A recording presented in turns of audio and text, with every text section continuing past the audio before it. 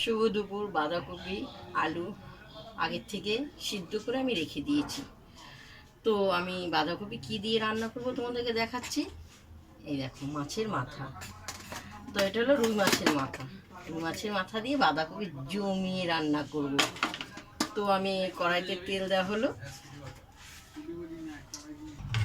তো আমার তেলটা গরম হয়ে গেছে, মাছগুলো তেলে ছাড়বো।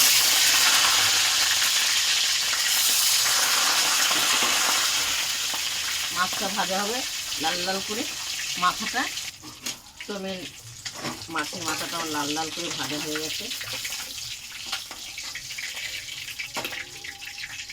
লাল লাল করে পুরো সম্পূর্ণ ভাজা হয়ে গেছে। এরপর আমি তেলে দেওয়া হবে তেজপাতা আর জিরে ফোড়ন। তো তেলটা আমার গরম হয়ে গেছে, এরপর আমি পেঁয়াজ কুচি দেওয়া হবে। তো পেঁয়াজটাকে লাল লাল করে ভাজবো। তোমার লাল লাল করে পেঁয়াজটা ভাজা হয়ে গেছে, এরপর আমি চিনি দেবো।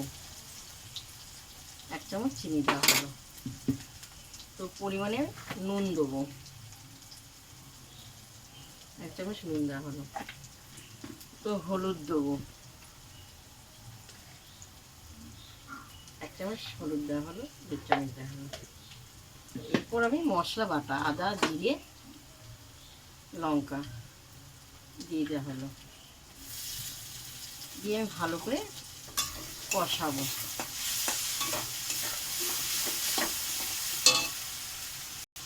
তো দেখো, মশলাটা খুব সুন্দর ভালো গ্রেভি হয়েছে, কষানো দেখতে পেয়েছে। এরপর আমি বাঁধাকপিগুলো সব দিয়ে দেবো।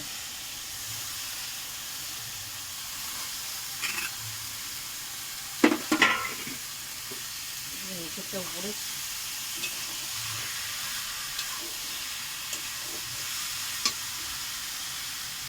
তো দেখো, খুব সুন্দর কষানো হয়ে গেছে। এরপর যে রুই মাছের মাথাটা আছে একটু ভেঙে ভেঙে দেবো।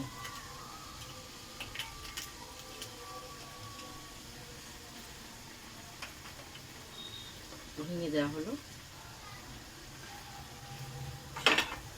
এরপর আমি আর একটু হবে সুন্দর করে। তো দেখো, আমি ম্যাগি মশলাটা দেবো। ম্যাগি মশলাটা সব দিয়ে দেওয়া হলো।